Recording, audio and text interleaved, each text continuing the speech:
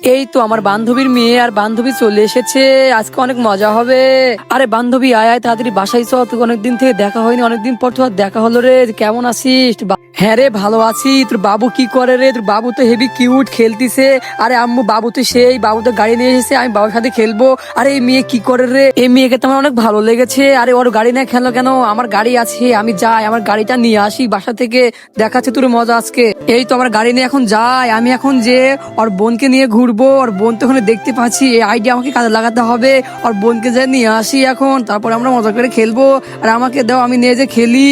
আর ওই কি করে, এটা আমার বোনকে নিয়ে খেলতিছে। হ্যাঁ আমি এবার তোমার বোনকে নিয়ে খেলবো, তোমার মজা দেখাবো। তুমি আমার ভাইকে নিয়ে খেলতিছো, আমার কাছে আসতিছো না, কে কান্দিছে?